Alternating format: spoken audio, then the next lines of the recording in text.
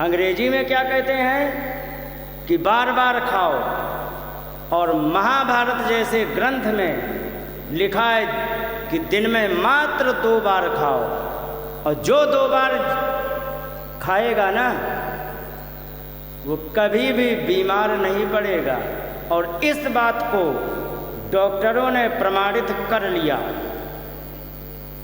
जो व्यक्ति एक बार सुबह 9 बजे खाएगा और शाम को 5 बजे खाए, बस हो गया, और रात भर भूखा रहेगा, सुबह 9 बजे तक भूखा रहेगा ना, तो उससे क्या है कि जितने हमारे खराब सेल्स होते हैं, जैसे कि कैंसर के, ये सारे के सारे खराब सेल को वो भूख के कारण सब खा जाते हैं, और जब खा जाते तो आदमी निरोगी रहता। इसीलिए व्रत करने वाला व्यक्ति कभी भी बीमार नहीं होता है, बीमार नहीं होता। इसीलिए नहीं होता क्योंकि भूखा रहेगा ना, जितने भी टॉक्सिक तत्व है वो सब खत्म हो जाते हैं। जितने भी एक्स्ट्रा, कैंसर है क्या भाई, कोशिका विभाजन होता है, कोशिका विभाजन होता रहता है, और जहाँ पर एक्स्ट्रा कोशिका हो गई वो गांठ बन गई, और वो जो गांठ बन गई वही कैंसर है।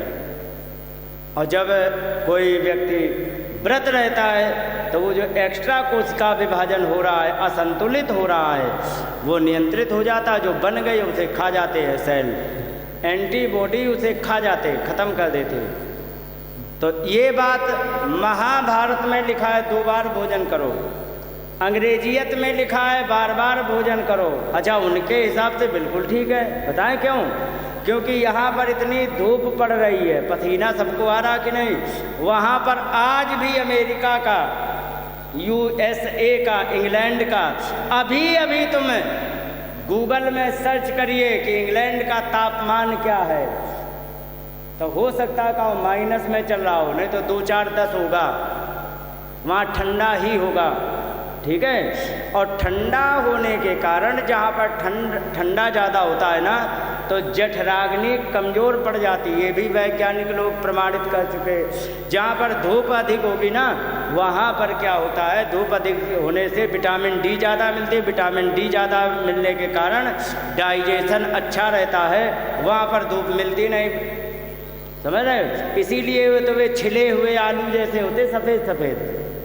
हाँ, क्योंकि धूप जितनी ज़्यादा होती है ना, तो एक मेलेनिन केमिकल होता है। जो मेलेनिन केमिकल होता है वो सूर्य की किरणों से बचाता है, और वो उसी मेलेनिन केमिकल से ही हमारा रंग डिसाइड होता है। जिसके अंदर कम होता है मेलेनिन वो होता है गोरा, जिसके अंदर ज़्यादा होता है काला।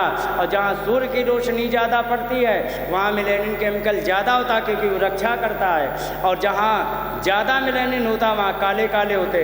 तो दक्षिण भारत के तुम देख लो, बिल्कुल कौवा जैसे काले काले, देखे कि नहीं? हाँ, क्यों होते हैं? क्योंकि सूर्य की किरणें वहाँ ज़्यादा तेज पड़ती हैं, और अगर जो वो केमिकल कम हो गया तो वो शरीर रोक नहीं पाएगा, उसे बहुत दिक्कत होगी।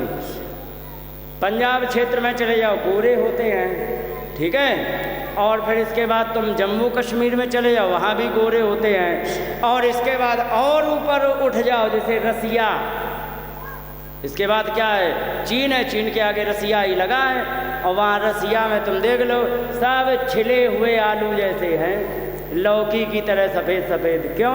वो मेलेनिन केमिकल सबसे कम है, क्योंकि वहाँ धूप ही नहीं है। और जहाँ पर धूप नहीं है वहाँ विटामिन डी नहीं है, जहाँ विटामिन डी नहीं है डाइजेशन सही काम नहीं करता है। तो जब भूख लगे थोड़ा सा खा लो, जब भूख लगे तब खाओ, समझ रहे हो?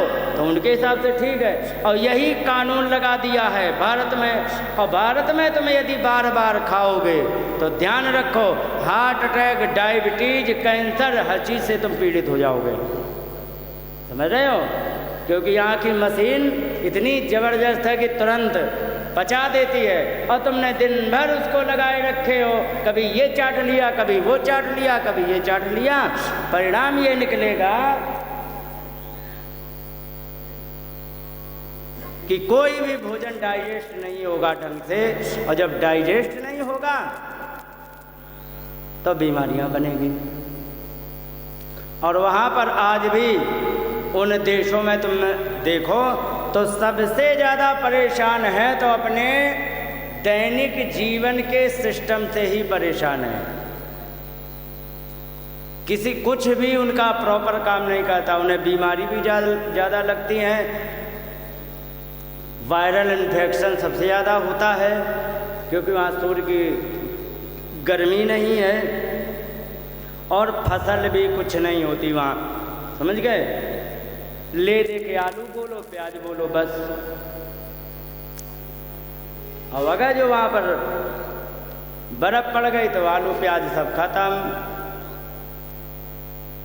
तो इसलिए जो भारत देश की वास्तविक शिक्षा है, वो जो शिक्षा नहीं प्राप्त करते हैं तो उससे क्या है, व्यक्ति वो त्रिशंकु की तरह बीच में लटक जाता है, ना तो भारत का रह पाता, ना पूरा अंग्रेज बन पाता है।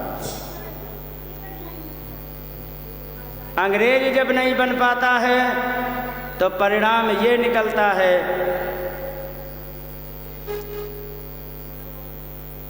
कि वहाँ का सिस्टम नहीं अपना पाता।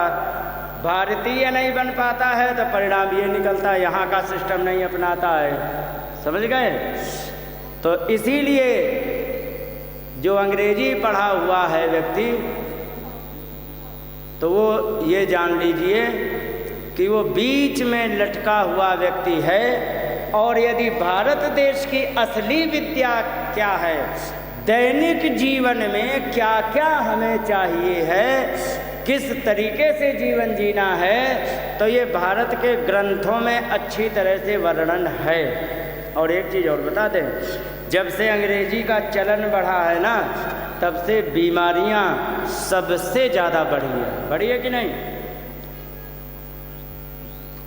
और सबसे ज़्यादा भारत में बढ़ रही है। इसके भी पीछे कारण ये है क्योंकि सबसे ज़्यादा अंग्रेजी का प्रेत जो चढ़ा है ना, वो भारत में ही चढ़ा है, समझ रहे हो। और सबसे ज़्यादा अंग्रेजी का प्रेत भारत में भी यदि सबसे ज़्यादा तो पंजाब में चढ़ा है। तो एक बठिंडा जिला में कैंसर एक्सप्रेस चलाई जाती, वहाँ से केवल कैंसर रोगी ढो लाए जाते हैं। सुना है कि नहीं?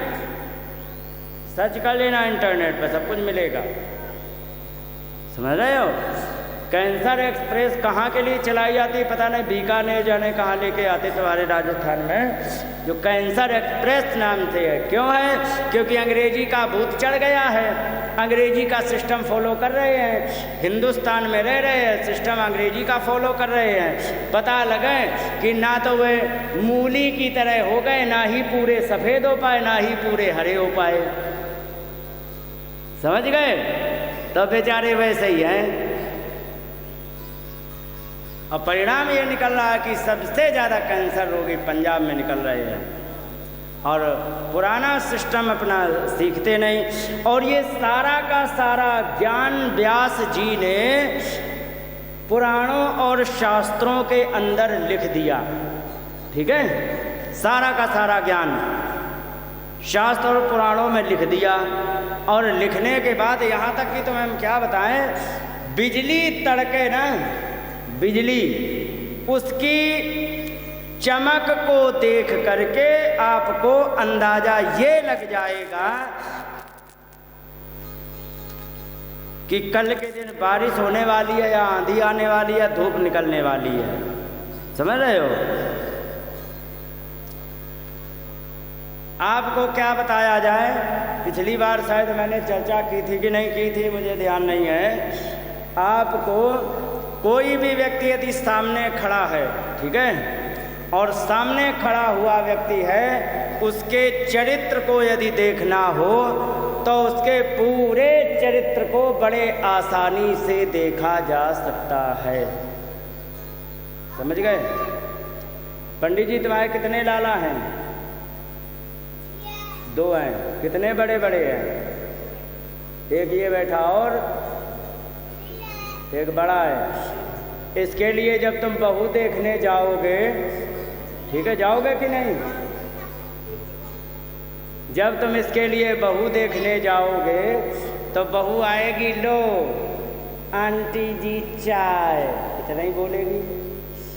जब वो कहेगी लो आंटी जी चाय, तो उस खड़ी हुई लड़की में तुम क्या देखोगे, बोलो? बताओ ना, बहू देखने गई हो ना तुम तो? भाई लड़की देखने गए तो तुम क्या देख लोगी, हमें ये बताओ। संस्कार नहीं माता दिखाई पड़ेंगे उस समय? उस समय तो प्लास्टिक जैसी गुड़िया बन के आएगी, चाहे भले ही चुड़ैल चांडालनी हो, उस समय तो प्लास्टिक जैसी गुड़िया बन के आएगी। लेकिन जब सामने खड़ी होगी तो तुम क्या देख लोगी? उत्तर दो, बताओ ना। और सुनो, तुम देख लोगे कितनी लंबी है, ठीक है, या ठिगनी है, काली है कि गोरी है, बस। इसके अलावा मोटी है कि पतली है, बस हो गया।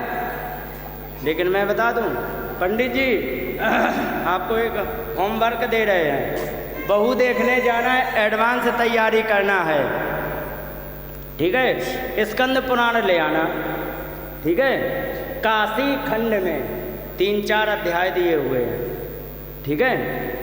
उन 3-4 अध्याय में दिया गया है कि यदि सामने लड़की खड़ी है तो अगर जो तुमने अच्छी तरह, मैंने पढ़ा है, अच्छी तरह तुमने पढ़ लिया तो तुम देखते ही जान जाओगे कि ये लड़की घर में आकर के लंका कांड करेगी या सुंदर कांड। बोलो गोविंद भगवान की। समझ गए? कहते भाई, अब मैंने बहुत से सुना, अरे कह कि गुण कौन देख लेता है, तुम्हारी आंखें नहीं है, नहीं तो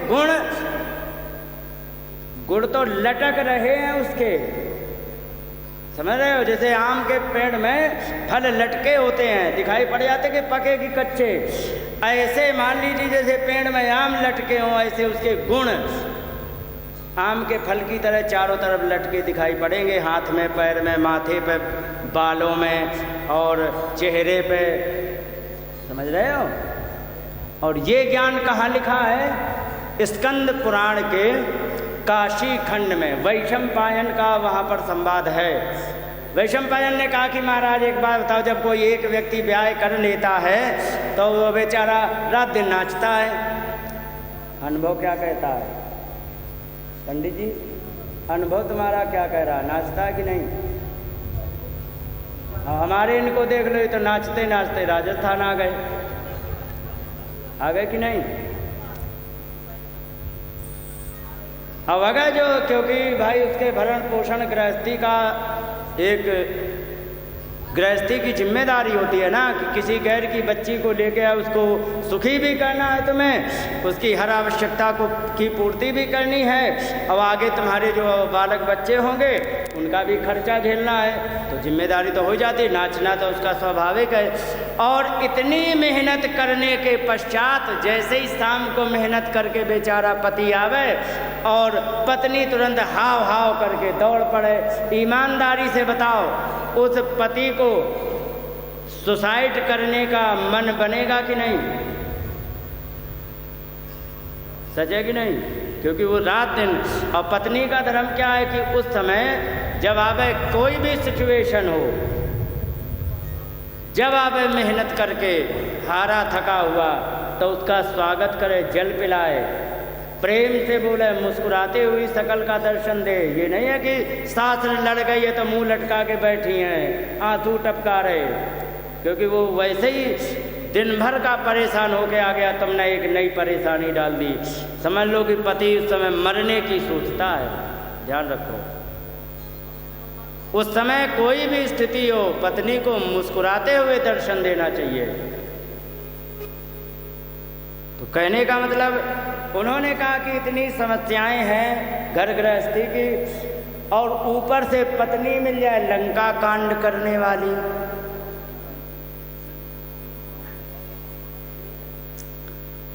तो व्यक्ति कितना परेशान होगा। तो क्या ऐसा कोई उपाय है कि लंका कांड की जगह सुंदर कांड करने वाली पत्नी मिले? क्योंकि बिल्कुल है। क्योंकि क्या, अरे कुछ नहीं है, उसको देख लो। क्या देखे? तो वहाँ पर यहाँ से लेकर के पैर तक के एक एक बात का वर्णन करके बताया गया है। समझ गए? दो तीन तुम्हें हम बता दें सैंपल के लिए, ठीक है। उससे क्या होगा, तुम्हारी जिज्ञासा जागृत होगी, खरीद लाना, पढ़ना, ठीक है। काशी खंड में मिलेगा, याद रखना। अगर जो चेहरा गोल है, वेरी गुड, ठीक है, गोल चेहरा है, बहुत बढ़िया। लंबा चेहरा ज़्यादा है, जिंदगी भर दुखी रहेगी। गर्दन किसी की यदि छोटी है, बहुत बढ़िया। अब अगर जो कहीं लंबी है, बगुला की तरह, जीवन भर दुखी रहेगी। माथा छोटा है, ये नीचे बड़ा है, तमोगुणी है, लंका कांड दिन भर करेगी। ये वाला यदि बड़ा है और ये छोटा है, तो उससे समझदारी से डील करो, मान जाएगी, ठीक है। अगर जो माथा बड़ा है तो ब्याह करते ही ससुर या देवर को राधे राधे कर देगी। मजाक नहीं कर रहा हूँ, प्रैक्टिकल किया हुआ है। हाँ, मैंने प्रैक्टिकल किया हुआ है अपने गांव में। ऐसी एक मिल गई थी लड़की, और ऐसी लड़की, लड़का बड़ा पसंद, अरे देखो हमारा दोस्त, देखो देखो देखो मेरा ब्याह है। मैंने कहा बहुत बढ़िया, बधाई हो। उसने फ़ोटो भी दिखा दी फुल में। अब फ़ोटो दिखाई तो मैंने देख करके हमारे कान खड़े हो गए। मैंने कहा कि तुम्हारे भैया कहाँ हैं, तुम्हारे पापा कहाँ, कहीं कि सब खेत में गए। मैंने कहा कि इन तीनों को सावधान रखना।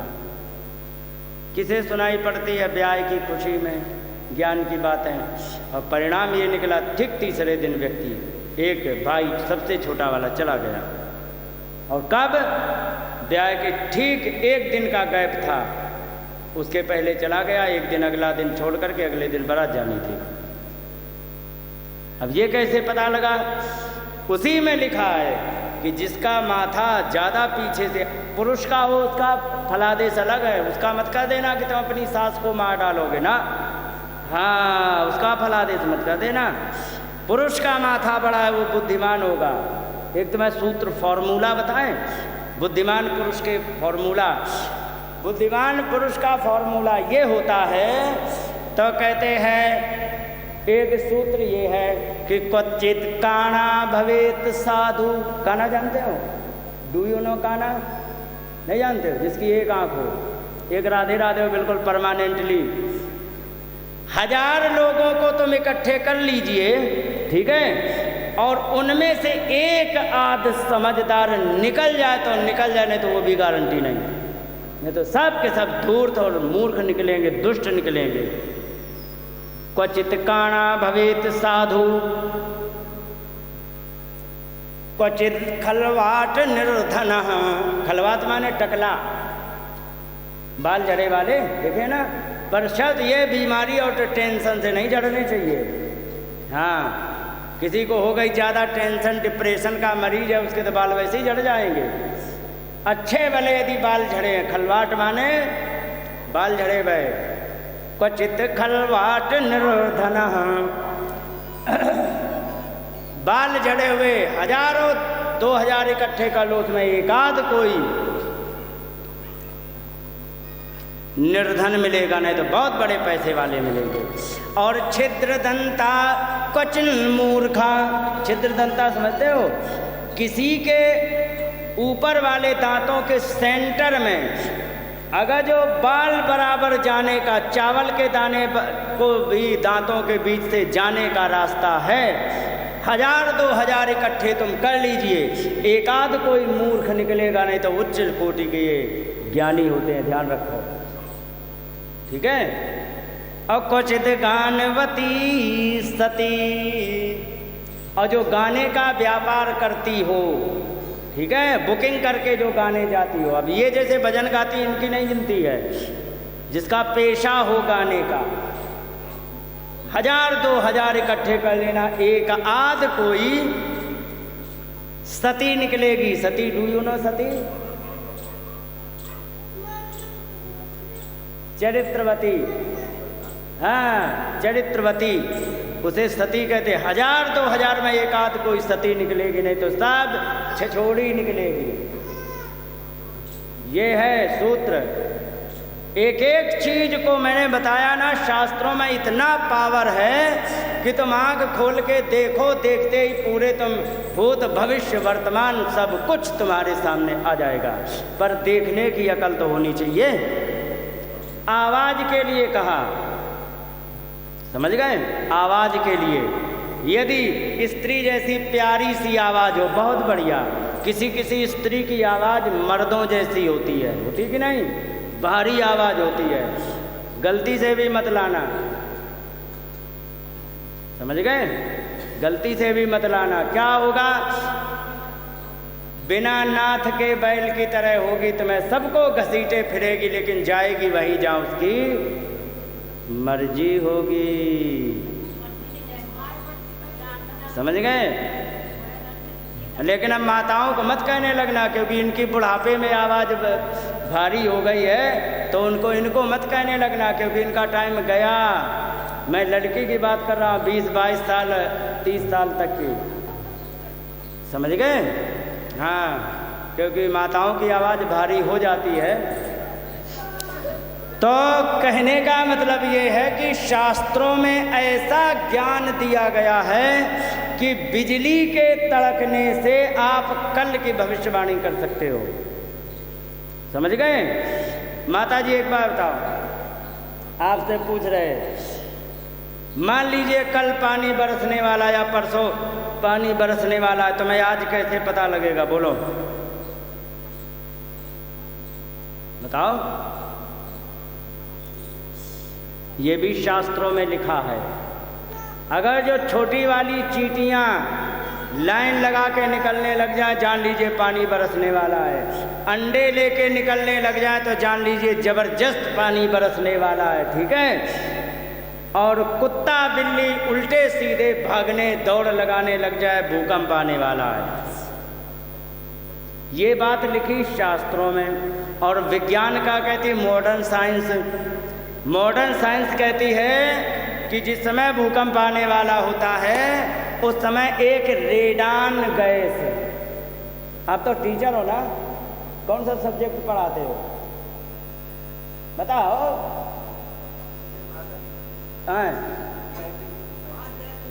लाइब्रेरी में, चलो कोई बात नहीं। तो एक रेडान गैस होती है, वो 3 दिन पहले से ज़मीन से निकलने लगती है, और वो गैस मनुष्य नहीं जान पाता, कुत्ते जान जाते हैं, ठीक है? और जिस समय भूकंप आने वाला है उसके ठीक आधा घंटा पहले 20 फ्रिक्वेंसी की आवाज़ निकलती है, जो कि मनुष्य नहीं सुन पाता। जैसे ये बेस बजाते हैं ना, तो इस बेस में कम से कम नहीं तो 100 से लेकर के 500 की फ्रिक्वेंसी तक की आवाज़ है, ठीक है, जो कि हमें सुनाई पड़ती है। और उतर करके 20 फ्रिक्वेंसी की जो आवाज़ होती है ना, तो वो 20 फ्रिक्वेंसी की आवाज़ सुन नहीं सकता। इसीलिए आजकल जितने भी मिक्सर बनाए जाते हैं ना माइक वाले, तो उसके जब इक्वलाइजर बनाया जाता है, आजकल डिजिटल कंप्यूटराइज चलने लगा है, 32 चैनल का जो बनाया जाता है, क्या कहते हैं, इक्वलाइजर, उसमें 20 फ्रिक्वेंसी की कम की आवाज़ को लिया ही नहीं जाता, क्योंकि सुन ही नहीं पाएगा तो उसको क्या करें लेके। और कुत्ते उस आवाज़ को सुन लेते हैं और वे भागने लग जाते कि कुछ ना कुछ गड़बड़ अब होने वाला है। तो उससे पता लग जाता है कि इस समय यहाँ पर भूकंप आने वाला। कुत्तों को पता लग जाता, गाय को पता लग जाता, भैंस को पता लग जाता। मनुष्य इतना अकलदार है वो कुछ पता नहीं लगा पाता, समझ रहे हो? और जबकि हर चीज़ को पता लगा, कुत्ते से भी ज़्यादा सेंसिटिविटी मनुष्य में आ सकती है, बट शर्त यह है कि ज्ञान के सोर्स से तो जुड़ो। तुम जुड़ गए अंग्रेजी के सोर्स से, उसमें बिल्कुल निचोड़े हुए नींबू की तरह है। क्या चीज़? अंग्रेजी भाषा। अच्छा, अच्छी तरह नींबू निचोड़ दिया जाए, फिर उसको निचोड़ो, क्या निकलेगा? कुछ नहीं निकलेगा। और संस्कृत भाषा एकदम गलगलाते हुए पके मीठे आम की तरह, जैसे ही निचोड़ो तो रस ही रस टपकता है। एक श्लोक सुनाया, आनंद आया कि नहीं आया? समझ गए? आनंद आता है तो इसमें दोनों आनंद मिलते हैं, एक तो श्लोक का आनंद, दूसरी बात भविष्यवाणी करना सीखो। क्लाइमेट की जानकारी आपको पता लग जाएगी, कल मैंने बता ही दिया है, वो तो बिजली तड़कने से पता लग जाता है, समझ गए। पक्षियों को जब खुद में ज्ञान ना हो ना तो दूसरे से ज्ञान ले लेना चाहिए। चिड़ियों से ज्ञान लो ना। किससे? चिड़ियों से। एक बया चिड़िया होती है, बया चिड़िया जानते हो? नहीं जानते, मैं बताऊं। कुआ होता है, कुआ में पेड़ है और उसी पेड़ में एक चिड़िया घोंसला बना के रख देती, बिल्कुल कमंडल जैसा, आपने देखा है ना। तो कमंडल जैसा जो घोंसला होता है उसका मुंह देखो, हाँ ऐसे घुसती है, फिर ऐसी जगह होती है और ऊपर लटका होता है। उसका मुंह देखो, जिस दिशा को मुंह है उसी दिशा से बारिश आएगी, क्योंकि ऐसे घुस करके उसके दूसरे साइड में बच्चे रखती जिससे बारिश उसमें ना आवे। समझ गए? तो सच बताना ईमानदारी से। हम अकलदार ज़्यादा है कि चिड़िया है? चिड़िया ही है अकलदार, कि उसे पहले ही पता लग जाता है कि किस दिशा से क्या होने वाला है। समझ रहे हो? तो वो ज़्यादा अकलदार है। तो कहने का मतलब ये सारा का सारा ज्ञान लिखा हुआ रखा है, और वो ज्ञान को अगर जो तुम पढ़ने की कोशिश करो तो ही तुम्हें आएगा। और कल मैंने इतना बताया था, सच बताना, कल जो जो बातें मैंने बताई थी किसने किसने प्रैक्टिकल करी बताना।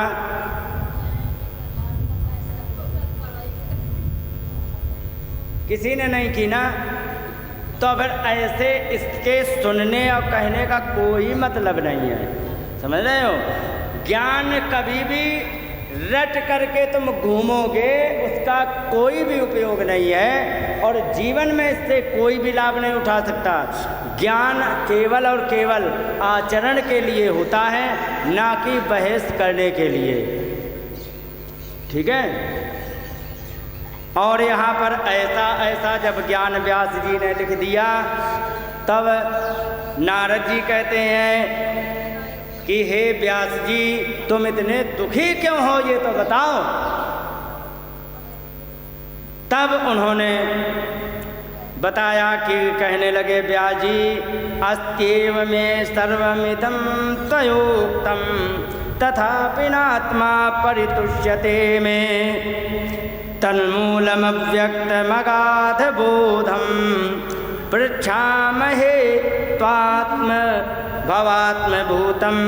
मैं क्या बताऊं, मुझे इस विषय में कुछ कहा ही नहीं जा सकता है। सब ठीक ही है, मैंने सब कुछ किया, बहुत बढ़िया किया है, और पर मैंने सब कुछ करने के पश्चात भी मेरे हृदय को संतुष्टि नहीं मिली है। इसका कारण मुझे भी नहीं पता है। ठीक है? लेकिन आपका ज्ञान जो है, हे अगाध बोधम, हे अगाध बोध नारद जी, आपसे मैं पूछना चाहता हूँ, पृच्छामि, मैं पूछना चाहता हूँ, हे आत्मभूतम, आप आत्मा की बात जानने वाले हैं, ये बताइए मैंने कौन सी गलती कर दी जिसके कारण मेरे मन को संतुष्टि नहीं मिल रही है। और जब उन्होंने पूछा तो यहाँ पर नारद जी ने बताया कि तुमने बहुत बढ़िया ज्ञान की चर्चा की। ठीक है?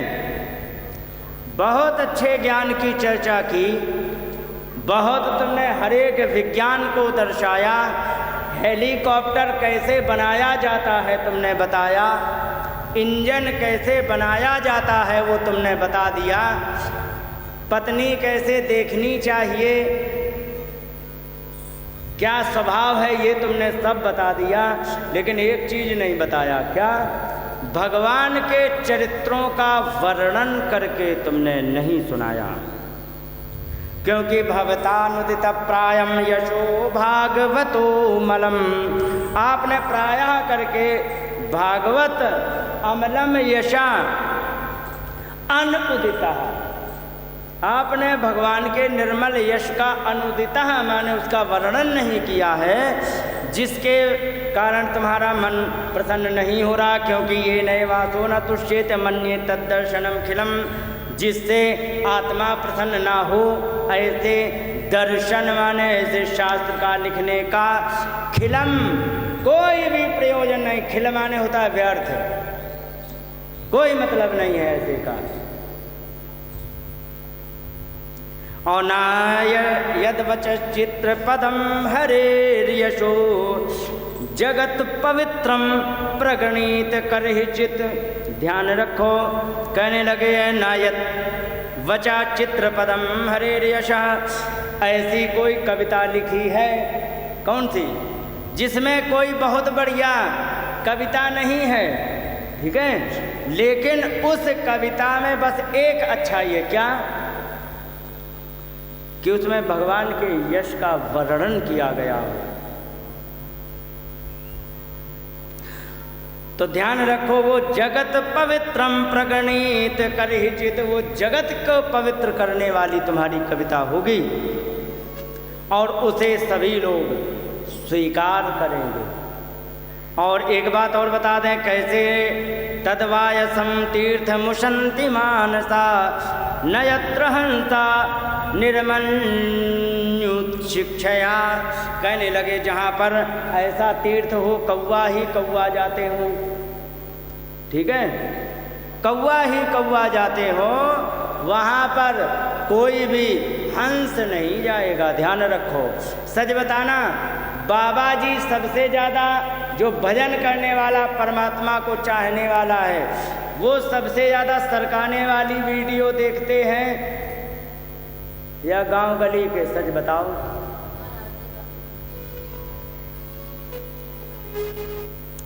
क्योंकि उसे परमात्मा से मतलब है, क्योंकि उसने घर छोड़ा, दरवाज़ा छोड़ा, खेती छोड़ दी, बारी छोड़ दी, सब कुछ छोड़ा है परमात्मा के लिए। तो केवल वो मात्र और मात्र भगवान के भजन सुनेगा, अपना भजन करेगा। मैंने देखा, वृंदावन में देखना हो तो देख लेना। और जिसके पास कोई काम नहीं, रोटी बनानी नहीं, पढ़ाई करनी नहीं है, कुछ करना है नहीं, किसी की मानते हैं नहीं, तो बस सरकाते रहो, ठीक है। तो कहने का मतलब ये है कि जहाँ पर कौवा लोग ज़्यादा जाते हो वहाँ परमहंस कभी नहीं जाएगा। आपने को एक दो उदाहरण दें। आपने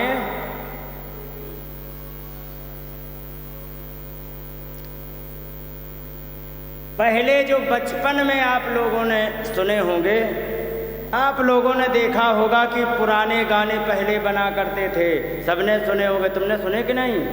नहीं सुने? वही वाला मिलो न तुम तो हम घबराए, सुना है कि नहीं? हाँ, लेकिन एक चीज़ और बता दें, वो गाने बने और बन करके बज गए, ख़त्म हो गए कि नहीं? फिर इसके बाद और नए नए गाने आए कि नहीं? फिर एक और आया 2000 सन के आसपास में निकला, गड्डी लेके उठे मोड़ आया, मैं दिल छोड़ आया, सुना है कि नहीं? वो भी ख़त्म। एक और आया, चिपका लो फेविकोल से, आया था कि नहीं? वो भी ख़त्म। अब फिर नए नए आ गए कोई, वो भी ख़त्म हो जाएंगे कि नहीं? लेकिन एक बात और बता दें, जिन गीत में महापुरुष लोग रुचि नहीं लेते हैं ना, उसकी उम्र बहुत कम होती है, ठीक है, बहुत कम होती है। वे आए, गाने चले गए, सब खत्म हो गए। लेकिन आपको सबसे पुराना गाना बताएं, फिल्मी गीत है, और ऐसे ज़माने का है कि ब्लैक एंड वाइट उस समय चला करता था, तब का एक गीत है, सुनाऊं? उसमें है ओम जय जगदीश हरे, स्वामी जय जगदीश हरे, भक्त जनों के संकट, दास जनों के संकट क्षण में दूर करे। ओम जय जगदीश हरे। यहाँ पर ये सबसे पुराना गीत फिल्मी है, फिल्म का नाम है पूरब पश्चिम, समझ गए? उसका ये गीत है। ये आज भी यदि गाया जाता है तो उतना ही आनंद देता है कि नहीं? क्यों देता है? मालूम है क्यों देता है? क्योंकि इसमें ईश्वर का नाम जुड़ चुका है, और जिसमें ईश्वर का नाम जुड़ता है ना वो आनंद देता है, और जिसमें ईश्वर का नाम जुड़ता है ना वो टिकाऊ भी होता है और हृदय को अच्छा लगता है। सच है कि नहीं? और व्यास जी तुमने सबसे बड़ी गलती यही की है कि आपने भगवान के नाम की महिमा का वर्णन नहीं किया, इसीलिए तुम्हारा मन। आपने कवि सम्मेलन बहुत देखे होंगे, आएंगे बढ़िया बढ़िया कविता सुना के चले जाएंगे, है ना, और बढ़िया बढ़िया छंद प्रबंध दुनिया का सब कुछ करके चले जाते हैं, और इसके बाद सुनाने के बाद उनकी कविता खत्म।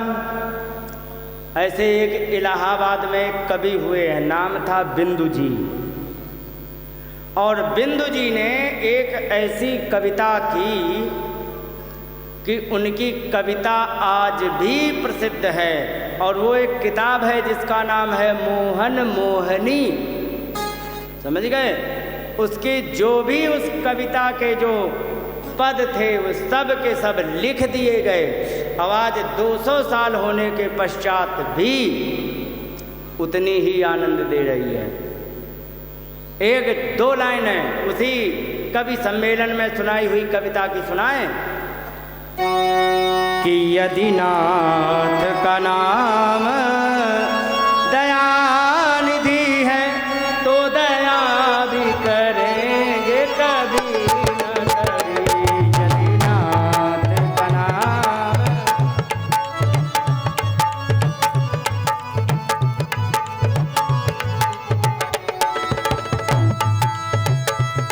यदि नाथ का नाम दया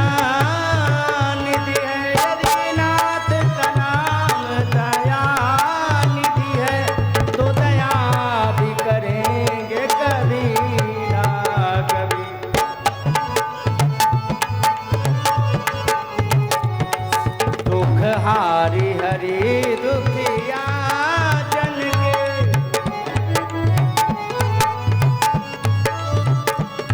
दुख क्लेश हरेंगे कभी न कभी। यदि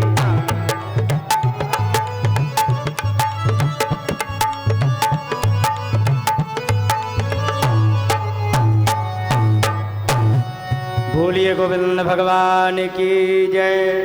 ये आज भी भजन 200 वर्ष के बाद गाया जाता है, उतना ही आनंद देता है। क्यों देता है? क्योंकि भगवान का नाम इसमें जुड़ गया।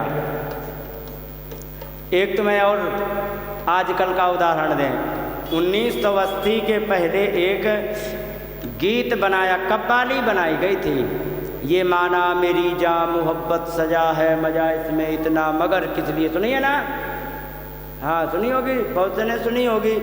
80 के पहले का है, और वो 2-4 साल बाद वो गाना ख़त्म, आज तक कोई नहीं ढूंढ पाया कहाँ गया। और यही 1996 में इसी गाने की एक पैरोडी बनी थी। 96 से आज कितने साल हो जाएंगी? लगभग 28 हो जानी चाहिए कि नहीं? 28 साल बाद एक गीत उसी तर्जमन में है, बस अंतर इतना कि वो पैरोडी बना दी गई, और वो आज भी चलता है। मालूम है वो कौन सा है? कि ये माना मेरी जान मोहब्बत सजा है मजा इसमें इतना मगर किस लिए है, मगर किस लिए है। भटकते भटकते न जाने कहाँ से, भटकते भटकते न जाने कहाँ से तुम्हारे महल करीब आ गया है, तुम्हारे महल करीब कहने का मतलब सुना है ना, हर साल सुनते हो कि नहीं? क्या ये लगता है कि गाना इतना बेकार है, पुराना हो गया है? नहीं लगता ना? क्यों? क्योंकि भगवान का नाम इसमें जुड़ गया। अब वो माना मेरी जान और सजा है ये खत्म गया। आजकल की रोज नई नई कविता बना बना के सुनाई जाती हैं, समझ रहे हो? और उन कविता को बना करके सुनाने के बाद उनकी कीमत खत्म। और आपको एक सबसे पुरानी कविता सुनाएं, सबसे पुरानी कविता सुनाते हैं, ठीक है? मंगल भवन अमंगल हारी,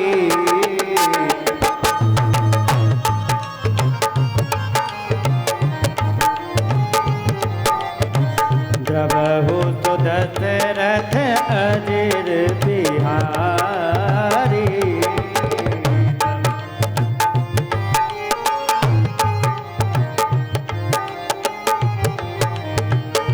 सीताराम चरण रति मोरे, सीताराम चरण रति मोरे, अनुदिन बढ़ाए अनुग्रह तोरे, अनुदिन बढ़ाए अनुग्रह तोरे। सबसे पुरानी कविता मालूम है कितने साल की है? 550 साल की। आज ये सुनाई गई है कविता, तो क्या तुम्हें लगी कि इस कविता में थोड़ा भी रस खत्म हो गया हो? नहीं लगी ना? और ईमानदारी से बताना, जिस समय 3 घंटे की फिल्म देखते हैं ना, तो फिल्म देखने के बाद 3 घंटे देखने के बाद जब अगली बार देखते हैं तो सच बताना, क्या उतना ही आनंद आता कि कुछ खत्म हो जाता? खत्म हो जाता ना?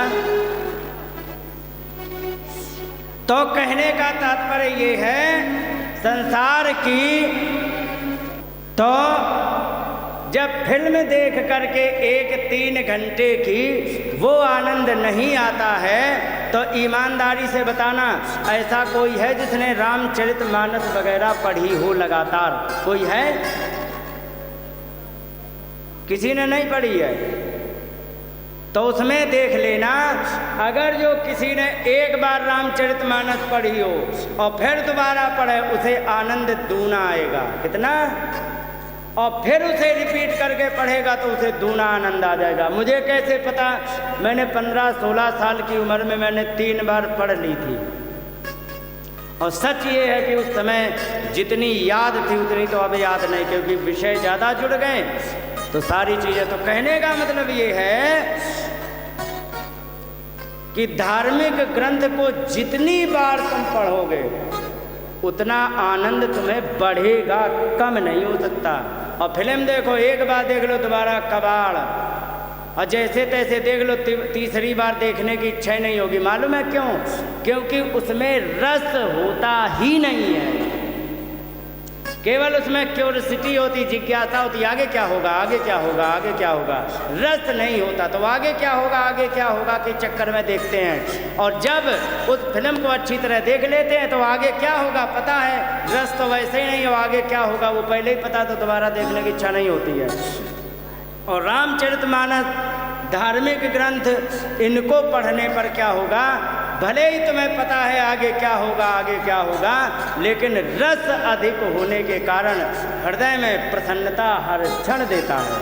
और प्रसन्नता के लिए ही सारा कुछ किया जाता है। किया जाता कि नहीं? आनंद की प्राप्ति के लिए सब किया जाता है। और एक चीज़ और बता दें, भगवान के नाम का आश्रय लेने से बढ़ करके कहीं भी आनंद तुम्हें नहीं मिलेगा। और इसका अनुभव वो करेगा जो जानता होगा। तो यहाँ पर व्यास जी तुमने सब कुछ बढ़िया किया, ज्ञान तुमने अपार लिख दिया, वाह, सब कुछ तुमने बढ़िया लिख दिया, लेकिन दिक्कत कहाँ हो गई? तो दिक्कत यहाँ हो गई कि तुमने भगवान की महिमा का वर्णन नहीं किया, और जिसकी वजह से तुम्हारी आत्मा प्रसन्न नहीं है। और इसी के कारण तुम्हारे इन ग्रंथों को कोई पढ़ेगा नहीं, क्योंकि उसमें रस नहीं है। ध्यान रखो, ज्ञान यदि है बहुत अच्छी बात है, लेकिन ज्ञान में यदि प्रेम ना हो ना तो ज्ञान किसी काम का नहीं, रूखा रूखा हो जाता है। ज्ञान बहुत है लेकिन प्रेम हो, बहुत टिकाऊ आदरणीय ज्ञान होता है। ज्ञान तो बहुत है लेकिन रस नहीं है, किसी काम का नहीं। तो आप ऐसा करो, एक ऐसे ग्रंथ का वर्णन करो जिसमें केवल भगवान के नाम का वर्णन किया गया हो। और ये बात सुन करके उन्होंने फिर श्रीमद् भागवत कथा को लिखा, क्योंकि उन्होंने अपने जीवन का उदाहरण दिया। कहने लगे देखो भगवान के नाम की महिमा का क्या प्रभाव है, मुझसे ज़्यादा कौन जानता होगा। क्योंकि कैसे, क्योंकि मैं पिछले जन्म में मैं एक दासी का पुत्र हुआ करता था। और दासी का मतलब नौकरानी, नौकरानी का मतलब जिसके पास ना धन पर्याप्त हो ना ज्ञान पर्याप्त हो, तभी तो नौकरानी है। नहीं तो वो HR नहीं बन जाती, मैनेजर बन जाती। अगर जो ज्ञान होता, उसका मैं पुत्र था। बस एक संयोग बढ़िया बन गया कि वो हमारी माता दासी भी थी, तो एक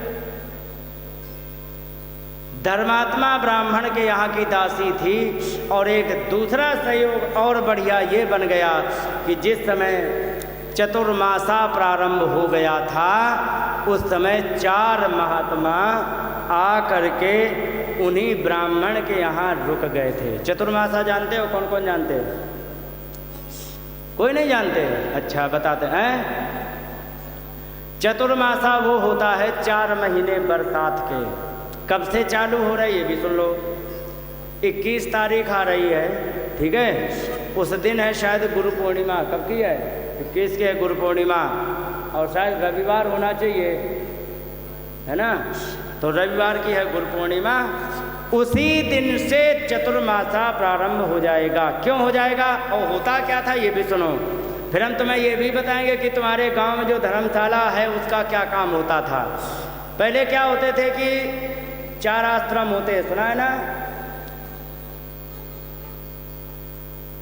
ब्रह्मचर्य, गृहस्थ, वानप्रस्थ और सन्यास होते हैं ना। तो ब्रह्मचर्य माने विद्यार्थी, गृहस्थ माने समझते ही हो, वानप्रस्थ का मतलब नहीं जानते होंगे। तो इसमें देखो 100 साल की उम्र में विभाजित करके 4 भाग किए गए हैं। कैसे? 25 साल तक आप शिक्षा ग्रहण करो, ठीक है। इसके बाद ब्याह करो, और ब्याह करने के बाद बालक बच्चे होंगे तो उनका लालन पालन करो। जब तुम 50-55 के हो जाओ तब तक तुम्हारा लड़का पढ़ लिख जाएगा, और पढ़ लिख जाएगा तो कुत्ता कहाँ भौंक रहे। तो जब पढ़ लिख जाएगा तो इसके बाद तुम्हें अब तीर्थों में भ्रमण करना, क्योंकि 50-55 में शरीर मजबूत होता है। तीर्थों में भ्रमण करो, और तीर्थों में भ्रमण करके हर जगह तीर्थों का स्नान करो, अपने द्वारा किए हुए कर्मों का प्रायश्चित करो जो अनुचित कर्म हो गए हों, और वहीं पर भजन करो, और तब तक चलते रहो जब तक शरीर में दम है। उसे कहते वानप्रस्थ। और इसके बाद जब शरीर में चलने की दम खत्म हो जाए, संन्यास ले लो और एक जगह बैठ जाओ। ये होता था मतलब। तो वे जो वानप्रस्थी हर जगह तीर्थों में जाया करते थे। तो कोई तीर्थ से निकल करके पहुंच पाया तुम्हारे पाथरेड़ी, कोई पहुंच गया कोटपुतली, और लग गया है चतुर्मासा। अब चतुर्मासा में बरसता है पानी, और पाथरेड़ी से निकल करके रास्ते रास्ते वो जाने लगा, और परिणाम ये निकला कि रास्ते में भयंकर पानी बरस गया। इधर भी नदी उधर भी नदी, खड़े हैं एक जगह जंगल में, क्या करेंगे? फंस गया ना। तो नियम बना दिया कि जिस दिन से चतुर्मासा लगे, जहाँ पर तुम पहुँच जाओ वहीं तुम अपना डेरा डाल लो। तो हर गांव में धर्मशाला इसलिए होती थी कि वे वानप्रस्थी आकर के वहीं पर रुकते थे, समझ गए। इसलिए धर्मशाला हुआ करती थी। आजकल कोई वानप्रस्थी नहीं है, सच है कि नहीं। और बारात वगैरह जैसे आ जाए तो उसमें उसका स्वागत सम्मान के लिए फ्री सेवा होती थी, सेठ लोग बनवा देते थे। तो पुरानी जितनी धर्मशालाएं वे तो पुरानी अभी भी हैं, और जो टूट गई हैं कोई रिपेयरिंग नहीं करवा रहा, सच है कि नहीं। क्यों नहीं करवा रहा? क्योंकि ज़रूरत ख़त्म, वानप्रस्थी आते नहीं। और ब्याह के लिए आहा क्या डीजे डेकोरेशन होता है। और पहले बारात रुकती थी, सच बताना पंडितानी माता तुम ही बताओ, तुम्हारे यहाँ जब बारात लेके गए थे पंडित जी कितने दिन रुके थे?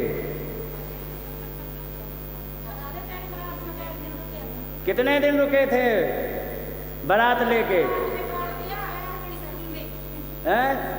कितने दिन रुके थे? बस अब एक रोटी खाइए, भागो भागो भागो यहाँ से, हमारे घर में जगह नहीं, भगो यहाँ से, यही बात है ना। और हमारे यहाँ इन्होंने भी किया होगा, मैंने भी किया, जो हमें पता, क्योंकि हम एक क्षेत्र के हैं तो हम जानते हैं हमारे यहाँ क्या भुगतते रहे। पता है जब लड़की की बारात आती थी तो गांव भर से चारपाई इकट्ठे करते थे, याद है? अब एक विद्यालय में डाली जाती थी, ये भी याद है। और फिर शाम को 8 बजे बारात आती थी, अगले दिन दोपहर में 11 बजे 10 बजे 12 बजे विदा होती थी कि नहीं? तब धर्मशाला की ज़रूरत पड़ती थी, समझ गए? बस से उतरे, एक जगह लगा दी, उसमें क्या कहते टेबल में चाय ले लो, कॉफ़ी ले लो, और इसके बाद सीधे हाँक दिए भेड़ बकरी की तरह, कहाँ चले जाओ खा आओ। और जैसे ही खा के तैयार हुए तुरंत भेड़ बकरी की तरह हाँक दिए, जाओ जाओ जाओ जाओ बस में। बाराती को पता ही नहीं लग पाता कि लड़की का घर कौन सा है। सच है कि नहीं? और तो बारात रोकनी ही नहीं है तो धर्मशाला का वहाँ काम खत्म। और पहले बारात रुकती थी, हमें ज़्यादा नहीं, तुम पीछे जाओ तो 30 साल पीछे चले जाओ, तब आपको पता होगा कि बारात कम से कम नहीं तो 12-13 घंटे 14 घंटे तो रुकती ही थी। रुकती थी कि नहीं? तो उनको छाया चाहिए होती थी, तो उनको आराम के लिए जगह चाहिए होती थी। आजकल तो चाहिए ही नहीं, क्योंकि भगा दिए गए। और बाराती की क्या दुर्दशा होती है तुम्हें पता है? ओ माता तुम्हारी जय हो जाए। बाराती की क्या दुर्दशा होती है पता है तुम्हें? तुम तो गई नहीं तो तुम्हें क्या पता। यहाँ से बेचारे ने बड़े बढ़िया टिप टॉप होकर के गया, खूब बढ़िया पैंट में क्रीच बना के, कुर्ते में क्रीच बना के गया, और धक्के खाते हुए पहुँचा जाके, और जल्दी जल्दी वहाँ चाय पी, खाना पीना खाया, फिर भर दिए, भगा दिए। 12 बजे उसको भोजन मिला, फिर भगा दिए। 3 घंटे फिर यात्रा करी, और 3 घंटे यात्रा करने के बाद वो रात भर भटकते भटकते बाराती को हो जाता है, वो सो भी नहीं पाता है। इसलिए बारात में वही जाता है कौन? जिसको अपने यहाँ बुलाना हो बारात में। और पहले बारात के लिए शौक से तैयार होते, हाँ हाँ बिल्कुल चलेंगे, क्यों? वहाँ जाते थे, आराम से खाना पीना खाया, लेट गए, सुबह तक लेटे आराम से चिंता रहित हो गए। और सुबह जब हुई तो इसके बाद नहर है तो बता दिया यहाँ स्नान कर लो, नहीं तो एक कहार हुआ करते थे, तो वे कुएं से पानी निकाल करके बारातियों को स्नान कराया करते थे। 1-2 जगह मुझे भी कहारों की सेवा मिली है, वहाँ कुआँ था तो वहाँ पर कहारे लोग स्नान कराया करते थे। फिर इसके बाद आराम से नहा धो करके फिर तुम्हारे लिए नाश्ता पानी होगा, फिर जब अंतिम विदाई होगी तब भोजन करा के विदाई होती थी। आजकल एक बार भोजन करा दिया, आजकल बारात में जाने की हिम्मत किसी की नहीं पड़ती है, क्योंकि उसे पता है कि खाने के चक्कर में जाओ रात भर भटकते होगा। रात भर यदि भटकना पड़ा तो ऐसी बारात का हम क्या करें। तो बारात के लिए धर्मशाला हुआ करती थी, और वानप्रस्थियों के लिए धर्मशाला हुआ करती थी। आजकल बारात भी रुकना बंद, वानप्रस्थी भी बंद। धर्मशाला का क्या करें? अब उन्हें यही समझ में नहीं आता इसका उपयोग क्या। बहुत से नए नए लड़कों को ये भी पता नहीं होगा धर्मशाला का उपयोग क्या है, समझ गए? तो धर्मशाला का ये उपयोग होता था। और आजकल उपयोग बचा नहीं तो खंडहर हो गई हैं, जो बच गई हैं तो वे अभी हैं, और जो नहीं बची हैं तो वे खंडहर होने वाली हैं। और जो खंडहर हो गई उसे दोबारा कोई भी रिपेयरिंग नहीं कराएगा। वहाँ पर चला के बुलडोजर वहाँ पर बढ़िया बिल्डिंग बनाएंगे कि नहीं। इसलिए धर्मशाला हुआ करती थी। तो वही वाले वानप्रस्थी हमारे यहाँ पर आ गए, नारद जी कह रहे महात्मा के यहाँ, और मुझे लगा दिया उन महात्मा की सेवा में। महात्मा की बातें मुझे बड़ी अच्छी लगती थीं। महात्मा की बातें इतनी अच्छी लगे हमें, इतनी अच्छी लगे कि उन महात्माओं की बातें सुन सुन करके मेरे मन में बड़ी जिज्ञासा उत्पन्न हो। और उन्होंने जब जिज्ञासा उत्पन्न हो तो मैं बड़े ध्यान से उनकी कथाएं बातें सुना करता था। बातें सुनते सुनते उन्होंने देखा कि इस लड़के की कुछ बात अलग है। आपने एक बात सुनी है, पूत के पैर पालने में दिख जाते हैं, सच है कि नहीं? इसके क्या लक्षण हैं ये बचपन से स्पष्ट दिखाई पड़ जाते हैं, पड़ जाते कि नहीं? तो यही बात है, लक्षण दिखाई पड़ गए नारद जी के कि देखो इतने ध्यान से ये कथा सुनते हैं। तो यहाँ पर लिखा है ते मय्य पेता खिल चापलार बके दांते तत क्रीडन के नुवर्तिनी चक्रो कृपाम यद्यपि तुल्य दर्शना शुश्रूषमाणे मुलयोल्प भाषिणी। कहने लगे कि मई माने मुझ पर क्या किया कि चक्रो कृपाम, उन्होंने मुझ पर कृपा की। क्योंकि उन्होंने कुछ देखा। क्या देखा कि अपेत अखिल चापलार्भके, बच्चों की सारी चंचलता से रहित देखा मुझे। बच्चा चंचल होता है ना, लेकिन जिस बच्चे की जिज्ञासा जहाँ पर ज़्यादा होगी ना, पहचान तो मैं बता दें कि बच्चा हमारा किस क्षेत्र में जाएगा। बच्चा हमेशा चंचलता करता रहेगा, ठीक है, और जहाँ पर उसकी जिज्ञासा सबसे ज़्यादा होगी वहाँ पर पहुँच के सारी चंचलता ख़त्म कर देगा, एकदम शांत बैठ करके देखेगा। ध्यान रखो, समझ गए? वैसे नहीं शांत बैठेगा, वैसे तो कुछ ना कुछ करता ही रहेगा, लेकिन जहाँ पर उसकी जिज्ञासा सबसे ज़्यादा है वहीं पर पहुँचने के बाद एकदम शांत हो जाएगा, उसी पर ध्यान लगाएगा, क्योंकि उसकी मानसिकता उसी की तरफ है। और इसके बाद कहने लगे और क्या देखा, दांते, बड़ा जितेंद्रिय हुआ करता था। अधृत क्रीडन के, मैं खिलौने नहीं लेता था। क्या बात कही? मैं खिलौने नहीं रखता था। इससे एक बात और सिद्ध हो रही है, पता है क्या? आप लोगों ने देखा है कि 25-25, 30-30 साल के लड़कों के हाथ में बैट देखा है कि नहीं देखा है? क्रिकेट खेलते देखा है कि नहीं?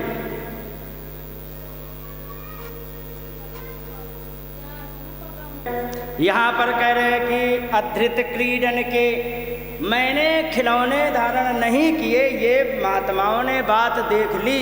आजकल आप लोगों ने देखा होगा 30-35 साल के लगे हैं क्रिकेट खेलने में। एक बात बताओ, जो व्यक्ति जवानी पहुँचते पहुँचते क्रिकेट में उलझ गया तो जीवन में आगे करने के लिए वो कब सीखेगा, ये बताओ। और दूसरी बात, एक बात और बता दें, शास्त्र में भी इस चीज़ का वर्णन है और प्रैक्टिकली जीवन में भी। अच्छा एक बात बताओ, आपको पूछ रहे हो, क्या नाम है? सुजाता माता जी।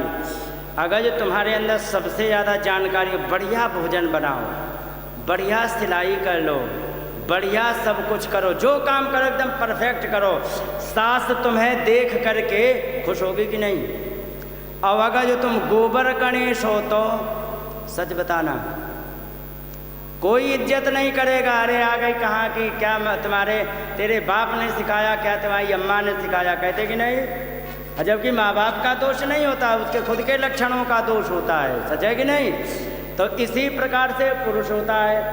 एक बात और बता दें, स्त्रियों के कितने श्रृंगार होते मालूम है? 16। वेरी गुड, 16 श्रृंगार होते हैं। तो स्त्रियों के 16 श्रृंगार होते हैं, किस लिए? उनका मेकअप करने के लिए, होता है कि नहीं? आजकल की बात नहीं कर रहा हूँ, शास्त्र की बात कर रहा हूँ। आज तो 150-300 निकलेंगे। हाँ, आई लाइनर, लिप लाइनर, ये तो नहीं होते ना, फाउंडेशन, ये तो तब नहीं आते हैं ना। तो आज की बात नहीं कर रहा हूँ, आज तो 300 निकलेंगे। शास्त्रीय तरीके के 16 श्रृंगार होते हैं, स्त्री का मेकअप करने के लिए, होते कि नहीं? लेकिन पुरुष का मेकअप करने का मात्र एक श्रृंगार है, क्या? केवल उसकी विद्या। ध्यान रखो, कैसा भी काला पीला कैसा भी व्यक्ति हो ना, लेकिन यदि विद्याएं बहुत जानता हो, कुछ भी काम करने को दे दो तो उसकी सास, उसका ससुर, उसकी पत्नी उसकी हमेशा छाती चौड़ी रहेगी कि क्या बात है, क्या हमारा गुण ही मिला है। होता है कि नहीं? अब अगर जो तुमने वही गुण ना सीख करके तुम क्रिकेट में ज़िंदगी काट दी तो सच बताना कौन इज्जत करेगा?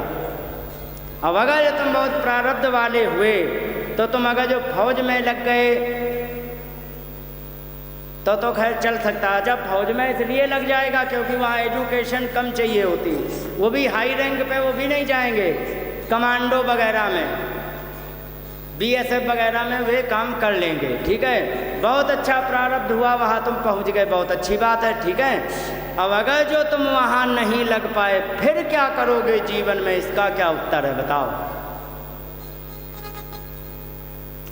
जाने कितने लोगों को, पढ़े लिखे लोगों को मैंने दर दर की ठोकर खाते देखा है। और मैं अपने जीवन की बात बता दें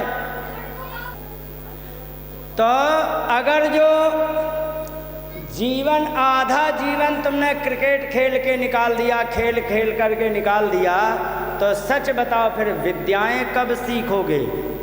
और विद्याओं का प्रभाव मैं अपनी तरफ से ये बता दूं, जिसके अंदर विद्या होती है ना, उसका समाज में सम्मान बहुत होता है। इस चीज़ का मैं प्रत्यक्ष प्रमाण हूँ।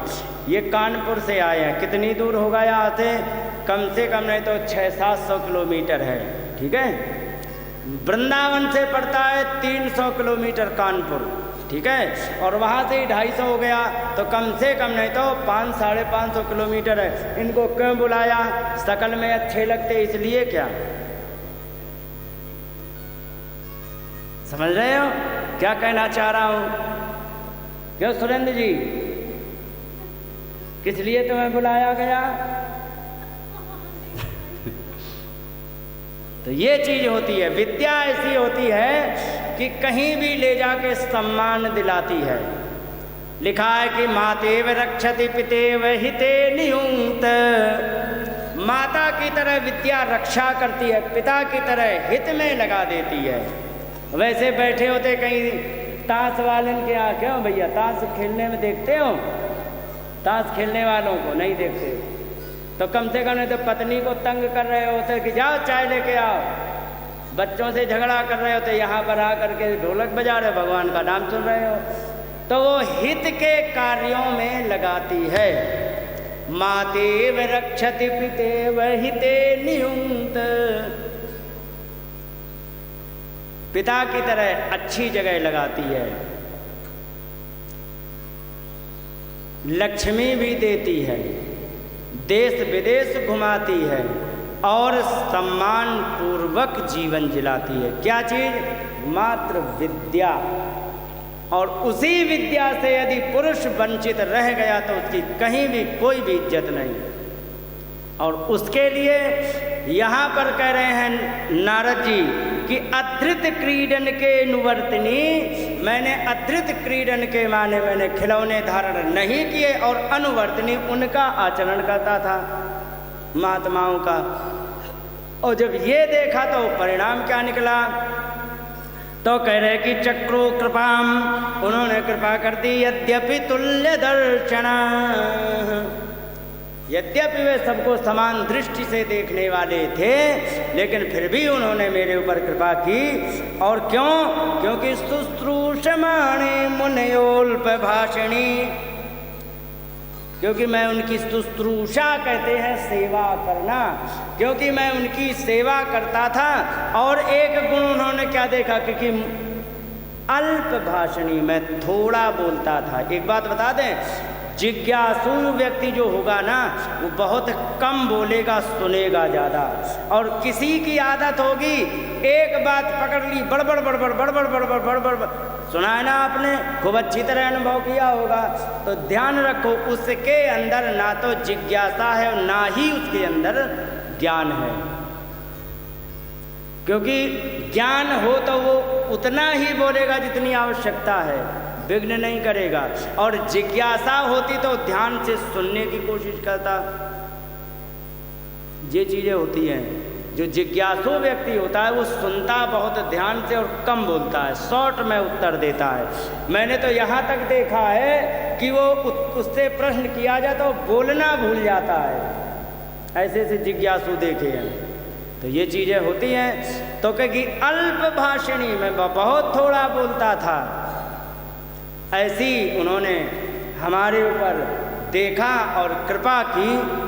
तो उससे परिणाम क्या निकला कि और एक संयोग और बन गया कि उच्छिष्ट लेपान अनुमोदितो तुजई है सकृष्म भुंजे तदपास्त किलविषः।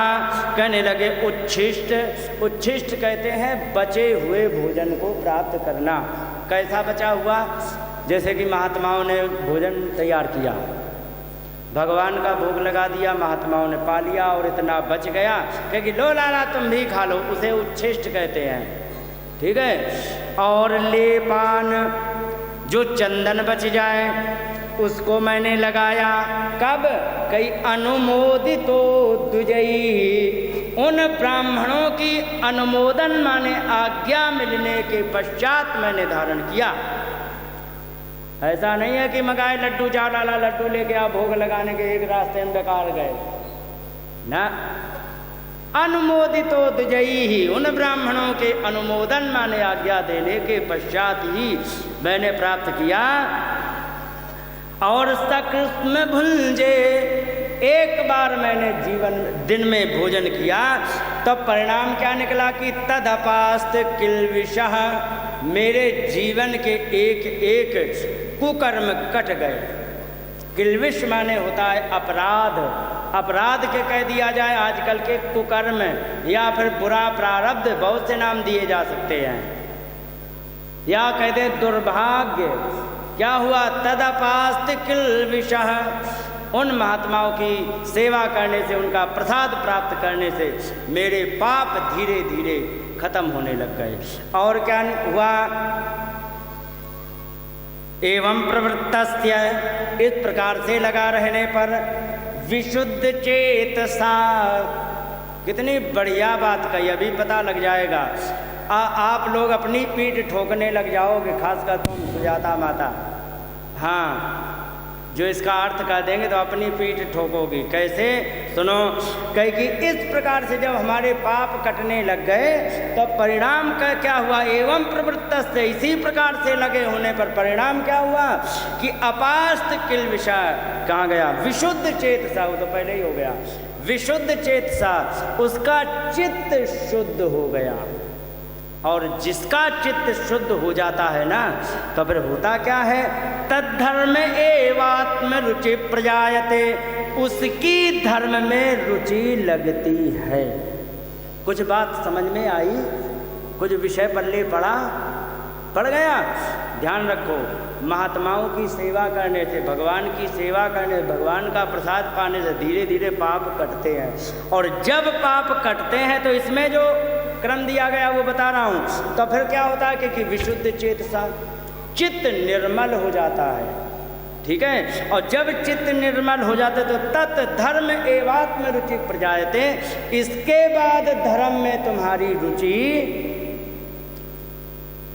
पीठ ठोकने की इच्छा भई कि नहीं कि वाह एक्सीलेंट, मेरे जैसा कौन।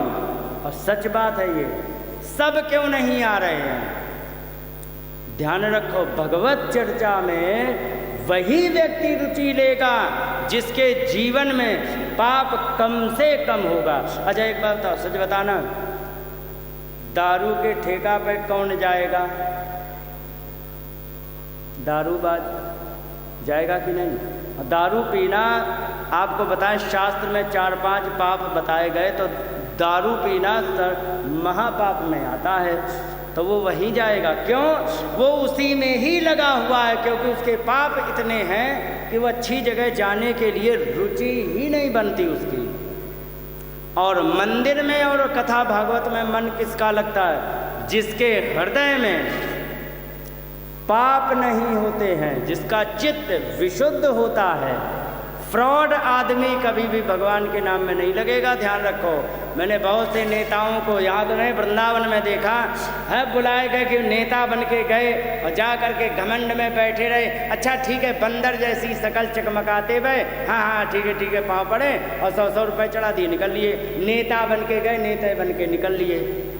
क्या उन पर भगवान की कृपा हो सकती है? उत्तर है नहीं। क्यों? क्योंकि भगवान के धाम में पिताजी के पास आप मम्मी बन के जाओगे कि बिटिया? सच है कि नहीं? पिताजी के पास मम्मी बन के नहीं जाओगे। और जगत पिता के पास तुम अगर जो नेता बन के जाओगे तो सच बताना, भगवान प्रेम करेंगे? अरे दुनिया के सामने ना झुका, उसके सामने तुम्हें झुकना ही पड़ेगा, नहीं तो वो ऐसा झुका देगा तो कभी उठने लायक नहीं बचोगे। एक बार ऐसे मेरे साथ घटना घट गई, हमारे साथ ऐसे दुर्भाग्यपूर्वक उसने ईर्ष्यावश मारपीट रात में 12 बजे कर दी। समझ रहे हो? 12 बजे कहाँ? नागपुर में हो गया जैसे तैसे मामला सिलट गया। फिर इसके बाद मैंने कहा कि सब तुम्हारा कराया धराया था। किसने कहा? मैंने कहा हमें पता है, तुम्हारे लक्षण बता रहे थे। बाद में कह रहा हाँ जा तो हमारा क्या उखाड़ लेगा, ये शब्द थे। मैंने उसी समय कहा था कि तुम्हारे उखाड़ने के लिए मैं तो तुम्हारी सामर्थ्य नहीं है जो मैं तुम्हारे कुछ उखाड़ पाऊँ, लेकिन ध्यान रखो ये मत सोचना कि उखाड़ने वाला कोई नहीं है। और जिस दिन उसने उखाड़ना शुरू किया दोबारा वहीं से उगना खत्म, फसल खत्म हो जाएगी, ध्यान रखना। और सच में ऐसे उखड़े आज तक उगे नहीं। समझ रहे हो? यही शब्द हैं जैसे के तैसे मैं बता रहा हूँ। बल्कि उसने कहे तो बहुत और तरीके से थे, लेकिन मंच की मर्यादावश इतना ही समझ लो, बाकी तो समझ ही गए। तो समझ रहे हो, जब भगवान से आदमी बड़ा बनता तो भगवान ऐसा छोटा करता है कि चींटी से भी गया गुजरा होता है। और उस समय की बात बता दें, उस समय हमारी अवस्था भी कम थी, उनसे वैसे ही छोटा था, हमारी औकात भी कुछ नहीं थी। और मैं उस समय जो बातें कहा करता था कि ऐसा करो, जब तक तुम हे हो कर रहे हो तब तक महात्मा हो करके तुम भागवत वगैरह पढ़ो और कोई जजमान मिल जाएगा, कथा वथा सुनाओ, जीवन का कल्याण हो जाएगा। अरे ये पागल है, तुम जैसे रोज मिलते। और अब 10 साल बाद वही कहने लगे, स्वामी जी हम वही कहने लगे कि क्या? क्योंकि जो तुम कहते हो। मंच पर बैठा हूँ, झूठ नहीं बोल रहा, मंदिर में हूँ, वही मैं कहने लगा। मैंने कहा कि अभी थोड़ा समय जल्दी कर रहे हो, 20 साल और रुक जाते, जब बुढ़ापा आ जाता तब करते। तो कहने का मतलब जो भगवान से बड़ा बन गया तो ऐसा नीचे गिरता है कि चींटी बड़ी हो जाती है उससे। समझ रहे हो? इसलिए विनम्र बन के चलिए। और यहाँ पर कह रहे हैं नारद जी कि तद्धर्म एवात्म रुचि प्रजायते, और तब हमारी धर्म में रुचि प्रवृत्त हो गई। और इसके बाद महात्मा वहाँ से चलने लग गए। तत्रान्वहं कृष्ण कथा प्रगायता मनुग्रहेण शृण्वं मनोहरा। कहने लगे कि वे कृष्ण की कथा गाया करते थे, बड़ी ही मनोहर कथाएं थी, उनको मैं बड़े ध्यान से सुनता था। ताह श्रद्धया मेनुपदम विश्वतः प्रियस्त्रवंगस्य माम भवद्रुचि। कहने लगे कि जब भगवान के नई नई कथाएं सुनाया करते थे तो सुनते भगवान की कथा में इतना मन लग गया। यहाँ लिखा है कि प्रिय स्त्रवस्त्यंग माम भवत रुचि, इतनी रुचि लग गई कि उनकी कथाएं ही सुनता रहा। और कथाएं सुनते सुनते मेरा इतना मन लग गया कि महात्माओं को छोड़ के जाने की इच्छा ना हो। और जैसे ही 4 महीना समाप्त हुए तो वे तो थे वानप्रस्थी, वे तो उठाया अपना झोला झंडा निकलने लग गए। और जैसे ही निकलने लग गए कि देखो इतनी सुंदर कथाएं सुनाने वाले महात्मा जा रहे, मैं क्या करूँगा? तो कहे कि मैं भी उनके पीछे लग गया। और जब मैं उनके पीछे लग गया तो हमारी मम्मी आ गई रोती रोती, महाराज मेरा एक ही लाला है, हमारा आगे पीछे कोई रोने गाने वाला नहीं है। आपसे निवेदन है इस लाला को हमें, मेरा लाला मुझे दिए जाओ। तब महात्माओं ने समझाया कि सुनो लाला, भगवान को बहुत प्रसन्न करना है तो माता की सेवा करनी पड़ेगी तुम्हें, और तुम माता की सेवा करो और इसके बाद तब तुमसे भगवान और प्रसन्न होंगे। और इस प्रकार से मुझे माता के पास छोड़ के महात्मा तो चले गए और मैं वहाँ माता की सेवा करने लगा। बरसात का तो मौसम वैसे ही चल रहा था, तभी तो चतुर्मासा आया और चतुर्मासा समाप्त हुआ। और तुमने देखा होगा कुंवार कार्तिक में खूब बड़ी बड़ी घास होती है, होती कि नहीं? हाँ, बड़ी बड़ी घास होती है। तो वही घास वगैरह थी और वहीं बंधी थी गाय। हमारी माता दूध गाय का निकालने गई और उसी घास में एक सांप बैठा था, गलती से पैर पड़ने के कारण उसने काट लिया। और काट लिया तो हमारी माता भी राधे राधे हो गई। सच बताना, 5 साल को छोरा होए, मम्मी मर गई होए, पिताजी हैं ही नहीं, तो रोए की गाय? क्या विचार है? रोएगा है। लेकिन यहाँ भागवत में तो उल्टा लिखा है भाई, मुझसे मत नाराज होना, जो लिखा वो मैं बता रहा हूँ। यहाँ पर लिखा है कि अनुग्रहम मन्यमाना प्रतिष्ठम दिशिमुत्तराम। मैंने भगवान को थैंक यू वेरी मच बोला। अनुग्रहम मन्यमाना, तुमने बहुत बड़ी कृपा की है, धन्यवाद। और वहीं से उत्तर दिशा के लिए मैं निकल गया और निकल करके मैंने जा कर के एक जगह भगवान के नाम का स्मरण करना प्रारंभ किया, जाप करना प्रारंभ किया। परिणाम ये हुआ कि भगवान ने मुझे दर्शन दिया, लेकिन दिया बहुत थोड़े समय के लिए। जैसे ही दर्शन दिया इसके बाद तुरंत ही वहाँ से विलुप्त हो गए। रामायण पढ़िए आपने, रामचरितमानस, उसमें एक आता है सुतीक्षण का प्रसंग आता है, उसमें अरण्यकांड में देखना। तो सुतीक्षण भी ऐसे ही भगवान का ध्यान करने लग गए और ध्यान करते करते भगवान वहाँ पर बड़े ध्यान में बैठे, राम जी वहाँ पर पहुँच गए। राम जी कहें, सुतीक्षण भक्त जगो मैं आ गया हूँ। अरे जागो आया है जगैया मैं तो से कहूँ, जागो आया है जगैया मैं तो से कहूँ, जागो आया है जगैया। हाँ, जागो आया है जगैया मैं तो से कहूँ, जागो आया है जगैया मैं तो से कहूँ। सामने खड़ा रघुरैया मैं तो से कहूँ, सामने खड़ा रघुरैया मैं तो से कहूँ। जागो आया है जगैया मैं तो से कहूँ, जागो आया है जगैया मैं तो से। यहाँ पर राम जी कहने लगे कि मैं आ गया हूँ तुम्हें दर्शन देने के लिए, आंखें खोलो भक्त। अब भक्त समाधि में, भगवान ने सोचा इनके जगाने का मात्र एक उपाय है, क्या इनके हृदय में प्रकट होकर के अपनी मूर्ति का दर्शन कराए, बड़बड़ा के जगेंगे। और जैसे ही उन्होंने वहाँ पर भगवान ने हृदय में भगवान को अपनी मूर्ति का दर्शन कराया, तो यहाँ पर लिखा है कि अतिशय प्रीति देख रघुबीरा,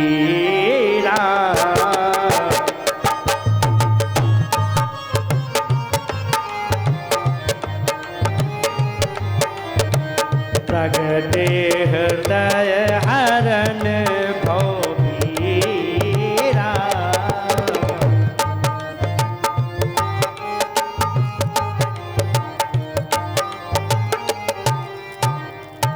भगवान ने वहां पर हृदय में प्रकट होकर के दिखाया, सोई बड़बड़ा के जगह। ऐसे ही हुआ नारद जी के साथ।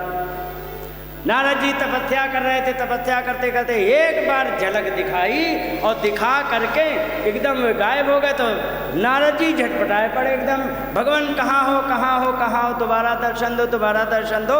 भगवान ने कहा कि चिंता मत करो, इस समय मैं तुम्हें अब तो दोबारा तो दर्शन नहीं दे सकता हूँ, क्योंकि लिखा है अविपक्व कषायाणाम दुर्धर्षो हमको योगी नाम। अभी तुम्हारे पाप कटे नहीं हैं अच्छी तरह, इसलिए अभी अधूरे योगी हो, ऐसे को दर्शन में नहीं देता हूं। अब जरा सोचो किस स्तर की तपस्या रही होगी महात्माओं की संगत की। और कहते क्या है कि प्रथम भगति संतन कर संगा,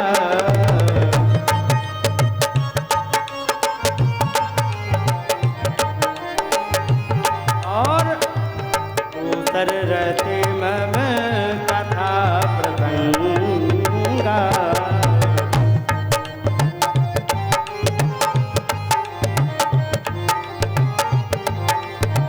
गुरुपद पंकज सेवा तीसर भगति अमान, चौथी भगति मम गुणगन करहि कपट तजगा। मंत्र जाप दृढ़ विश्वास, मंत्र जाप मम दृढ़ विश्वास। पंचम भजन तो वेद प्रकाश, छठ दम शील विरत बहु कर्मा, निरत निरंतर सज्जन धर्मा। सातम सम मुहि मैं जग देखा, मुझते अधिक संत कर लेखा। आठम जथा लाभ संतोषा, सपने नहीं देखहि पर तोता। नवम सरल तन छरेला, मम भरोसे ही हरत लगी। 9 प्रकार की भक्ति बताई गई। पहली भक्ति बताई संतन कर संगा, इन्होंने करी कि नहीं करी संगति। और दूसरे रति मम कथा प्रसंगा, दूसरी भक्ति है कि हमारी कथाओं में रति माने लगाव हो जाए। और गुरुपद पंकज सेवा, गुरु जी के चरण कमलों की सेवा करना। तीसर भक्ति अमान, अमान का मतलब अपने घमंड को किनारे रख करके। और चौथी भगति मम गुणगन करहि कपट तज गान, मेरे गुणों को का गान करे, कैसे कपट छोड़ के। हाँ, ये नहीं है कि हम कथा करेंगे पंडित जी के यहाँ, वे हमें 51,000 की दक्षिणा देंगे और जितने बर्तन भांडे हैं वो सब चढ़वा लेंगे भर के, वृंदावन धरेंगे। कपट छोड़ करके कथा करनी है। करहि कपट तज मंत्र जाप, नारद जी ने किया कि नहीं। और मम दृढ़ विश्वास, मेरा दृढ़ विश्वास हो। पंचम भजन सो वेद प्रकाशा, भजन करे ये वेदों में प्रकाशित है। 5वीं भक्ति है छठ दम शील, दम माने इंद्रियों का निग्रह, शील माने शीलता। विरत बहु कर्मा, बहुत सारे कर्मों के से छुटकारा करके भगवान के ही भजन में लग जाए। ये नहीं कि सवेरे 4 बजे उठ के अखबार बेच लें, इसके बाद 8 बजे तक चाय बेच लें, और जैसे ही 9 साढ़े 9 बजे तुरंत पहुंच जाए स्कूल में, वहाँ प्रोफेसर बन जाएं, फिर लौट के आवें और इसके बाद तुरंत सब्जी की दुकान खोल लें ना। विरति बहु कर्मा और निरत निरंतर सज्जन धर्मा, हमेशा सज्जनों के धर्म में लगा रहे। जेब काटना दुष्टों का धर्म है, सज्जनों का, दुष्टों का। और जीव पर दया करना संतों का है ना। तो यही कर्म में लगना है जो सज्जन लोग करते हैं, इनमें लगा रहे। निरत निरंतर सज्जन धर्मा।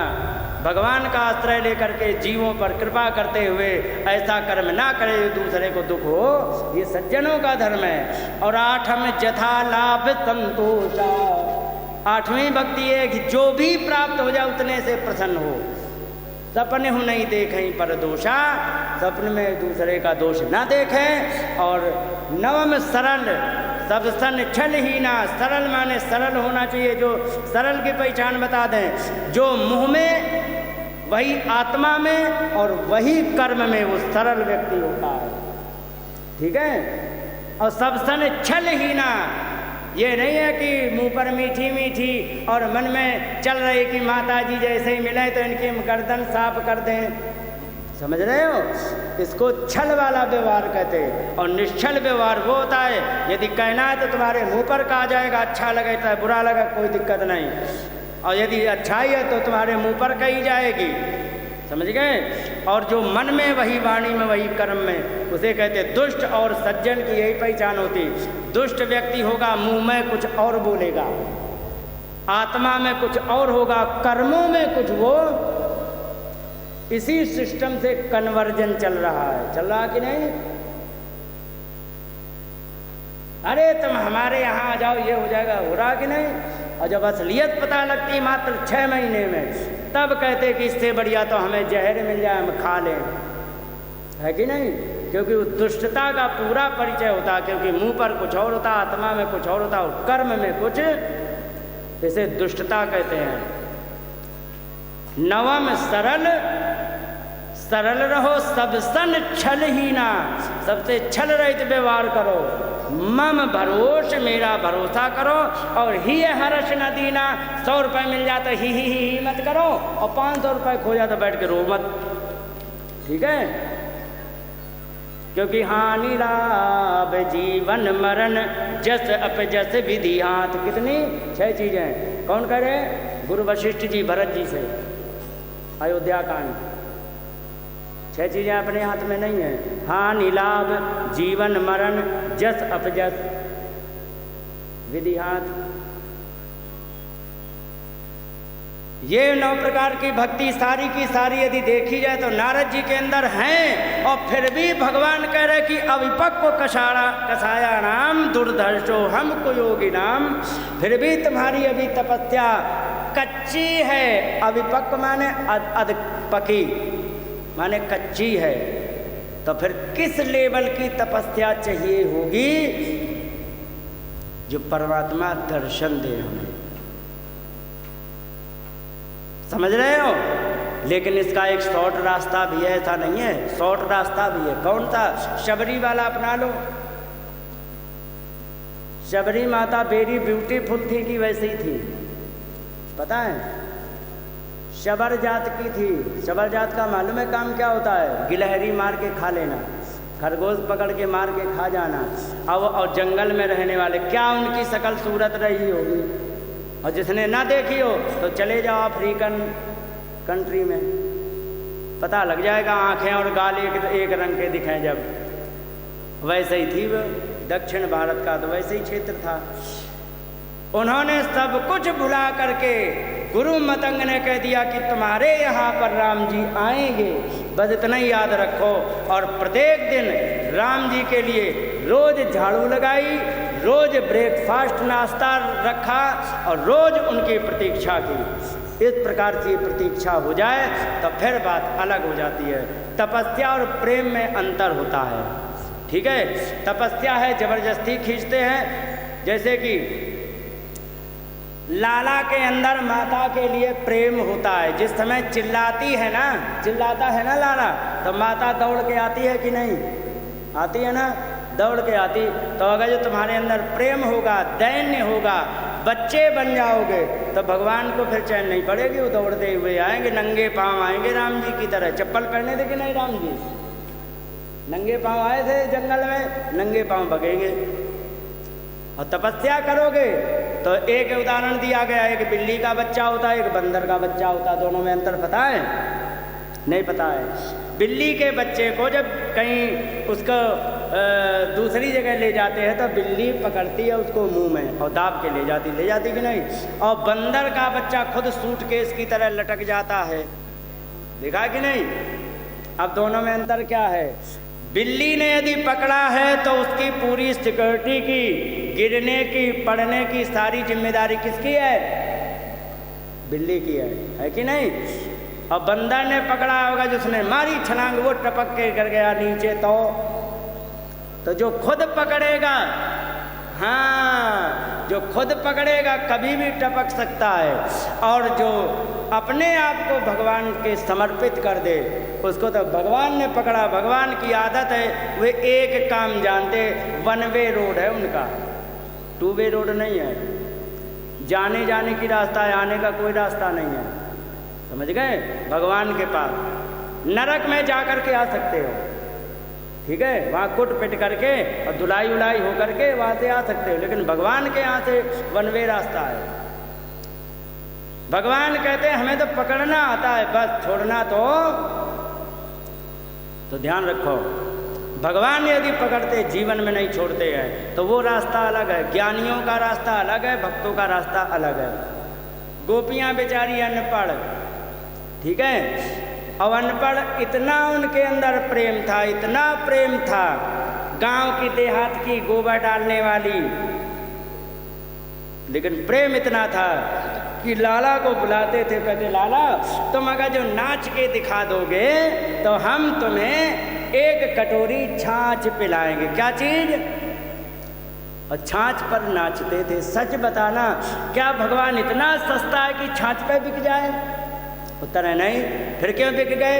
यथार्थ में छाछ माध्यम है, बिके तो वो प्रेम में ही है। समझ गए? और दुर्योधन को कह दिया, ए सुनो, धर राखो अपनी रसोई, 252 रसोइये तुरंत इमीडिएटली लगवाए थे उसने, बढ़िया बढ़िया गाजर का, बादाम का हलवा, तैयार करो तैयार करो। भगवान ने ठुकरा दिया, तुरंत लगवाए थे 252 रसोइयों को, बढ़िया से बढ़िया रसोई तैयार करने को कहा, भगवान ने ठुकरा दिया। और यहाँ गोपियों की छाछ के लिए नाच के दिखा रहे हैं। तो क्या भगवान छाछ के भूखे हैं कि उनके घर में कमी है? शायद है कि सबसे ज़्यादा यदि छाछ दही दूध होता था वो इन्हीं के यहाँ होता था। फिर छाछ के लिए दूसरे घर क्यों नाच रहे थे? क्योंकि यथार्थ में छाछ की भूख नहीं थी, भूख यथार्थ में उनके प्रेम की थी। और प्रेम ये कहता है, सच बताना माता, जिससे ज़्यादा प्रेम हो उससे जीत जाने में सुख ज़्यादा मिलता कि हार जाने में? हार जाने में असली प्रेम करने वाली हो तुम। समझ गए? प्रेमी से हमेशा हार जाने से ही सुख। साली है तुम्हारी कि नहीं पंडित जी? है कि नहीं है? और साली तुम्हें जब छेड़ती होंगी तो तुम चुप बने रहते होंगे, सच है कि नहीं? और जबकि कहो साली ऐसे उन्हें पकड़ के ऐसे उठा कर रख दो, है ना? लेकिन जब छेड़ती है तो उनसे हार जाने में ही सुख मिलता है कि नहीं? और दुश्मन से जीतने में सुख मिलता है। समझे? प्रेमी से हारने में और शत्रु से जीतने में सुख मिलता है। यही शर्त परमात्मा। एक बात बताओ, ग्वाल बाल गए गैया चराने, ठीक है, ग्वाल बाल गैया चरा रहे हैं, वहाँ पर अब टाइम पास कैसे होकर कि आ जाओ कुश्ती लड़ते। भगवान एक भी बार किसी भी ग्वाल बाल से जीते नहीं जिंदगी भर। समझ गए? और जिस समय मुकाबला पड़ा, हाथी जैसे सल तोशल मुष्टिक चारों को उनको एक एक पटकी में राधे राधे कर दिया। तो सच बताना, क्या वास्तव में भगवान गोपालों से कमजोर थे? उत्तर है नहीं। क्यों? क्योंकि वे प्रेमी हैं। प्रेमी से हार जाने में तो क्या ग्वाल बाल ये भी नहीं जानते थे कि जिस 6 दिन की अवस्था में इतनी विशाल पूतना को मार देने वाला मुझसे हार सकता है? उन्हें सब पता था। उन्हें ये भी पता है कि क्यों हार रहे, केवल हमें प्रेम देने के लिए। बोलिए गोविंद भगवान की। यहाँ से नारद जी को कहा कि आगे जा कर के तुम्हें हम दर्शन देंगे। तो इसके बाद यहाँ पर एक श्लोक और रह गया, फिर आरती करते हैं। बोलिए गोविंद भगवान की जय। यहाँ पर कहने लगे नामान्यनन्तस्य हतत्र पापठन्। इसके बाद जब भगवान ने कह दिया कि आगे चल के मिलेंगे, तो उन्हीं नामानि अनंतस्य, उन अनंत भगवान के नामों को हतत्रपा पठन, निर्लज्ज होकर के उनके नामों को लेने लगा। सच बताना, लाज भगवान के नाम में आती है कि नहीं आती? यहाँ पर कह दें कि एक भजन सुनाओ, कोई नहीं सुनाएगा। और कह दें कि ये भगवान का भजन हो रहा है, भगवान के प्रेम में नाच लो, कोई नहीं नाचेगा। और जब डीजे बजाता तो सारी सड़क तोड़ डाली है, देख के आई हो तुम?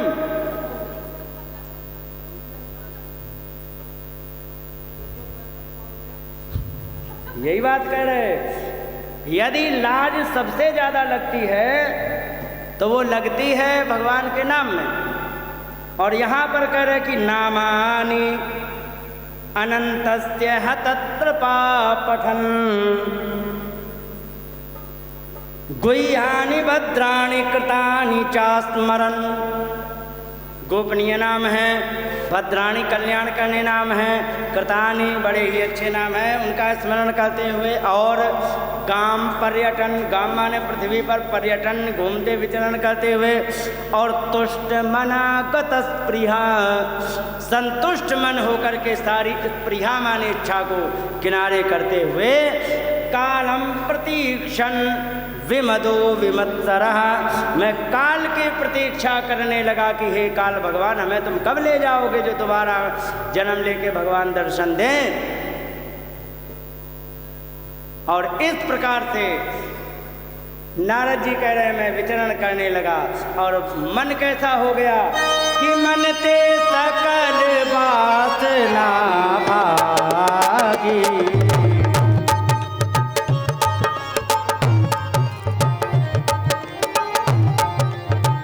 केवल राम चरण लैलागी।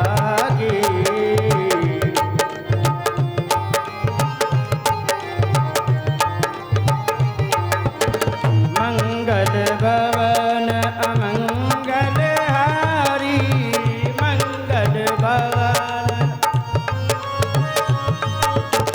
तबहु तो दशरथ अजिर बिहारी।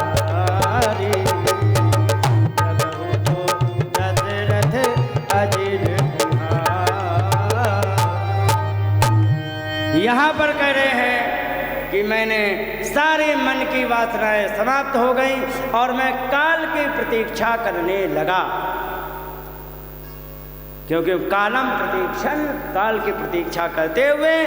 और कैसे? विमदः, अभिमान से रहित होकर के। विमत्सरः, मत्सर माने ईर्ष्या से रहित होकर के क्या करने लगा? गाम पर्यटन, पृथ्वी पर विचरण करने लगा। और इस प्रकार से धीरे धीरे मेरा समय आया, काल ले भी गया। और बाद में जा कर के मरीचि मित्रा ऋषया प्राणेभ्यो हम च जगिरे, ब्रह्मा जी ने सृष्टि का निर्माण किया। तो मरीचि मित्रा माने होता प्रमुख, मिश्रा माने वो नहीं मिश्रा द्विवेदी त्रिवेदी, यहाँ संस्कृत में मिश्रा का मतलब प्रमुख। तो मरीचि मित्रा, मरीचि आदि जो प्रमुख महात्मा 10 हुए, उनमें प्राणेभ्यो हम च जगिरे, प्राणों से मैं प्रकट होकर के आ गया। और इस प्रकार से अगले जन्म में जो मैं तुम्हारे सामने खड़ा हूँ, इसका प्रमाण देख ही रहे हो। क्या आनंद पूर्वक जीवन चल रहा है। बोलिए गोविंद भगवान की।